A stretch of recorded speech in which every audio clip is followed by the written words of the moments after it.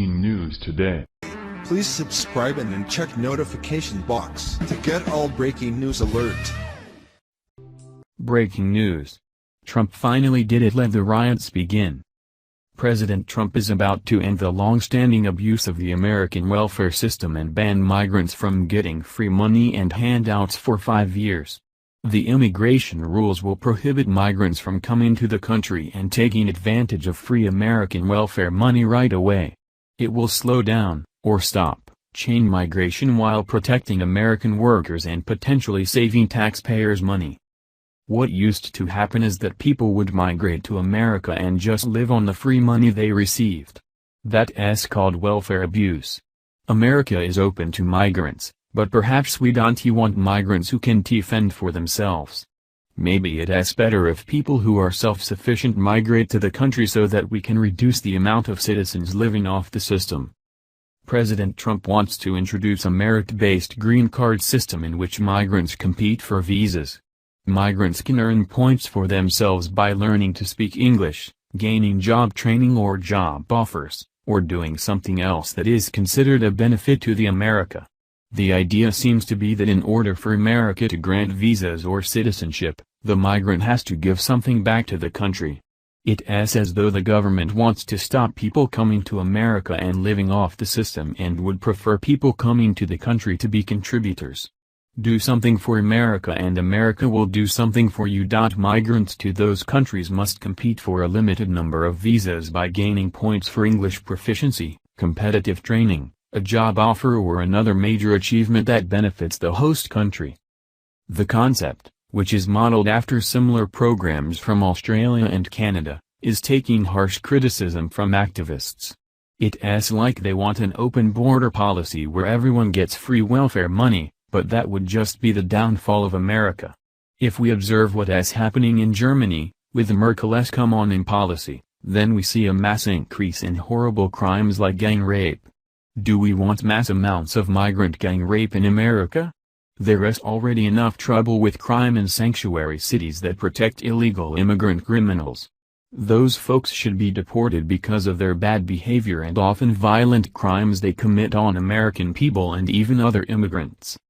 If America prevents immigrants from getting free benefits for 5 years, then that makes people think twice about coming here. If a family who thinks about crossing the border to start a new life knows that they cannot live for free, then they may not come at all. If they have possible jobs lined up and will be almost instantly integrating successfully with society, then that's a great match. America is the land of the free, but not the land of the free money. Migrants who enter the United States cannot receive welfare during their first 5 years in the country, President Trump revealed from his upcoming immigration overhaul. Just this week, we announced a historic immigration bill to create a merit-based green card system that ends the abuse of our welfare system, stops chain migration, and protects our workers and our economy, he stated on his weekly radio address. As an example, you cannot get welfare for 5 years when you come into our country. You cannot just come in like in past weeks, years, and decades. You come in immediately and start picking up welfare. For 5 years, you have to say you will not be asking or using our welfare systems.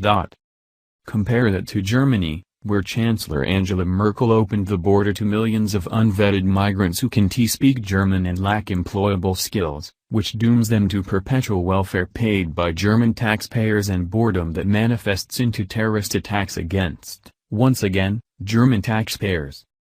Last year the German government admitted that only 2.8% of over 1.2 million migrants had gotten a job, but even then those statistics might be exaggerated, according to journalist Chris Minahan.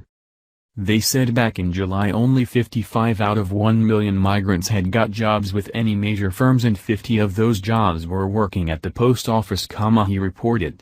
2/3 or more of these migrants are illiterate in their own languages. They came because Merkel promised them free money if they can just make it into the country.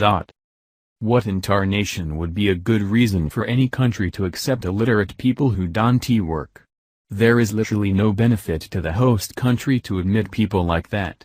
I know it sounds mean to say this, but they don't offer anything to the country other than leeching the system of funds, and it has a complete downgrade to the population.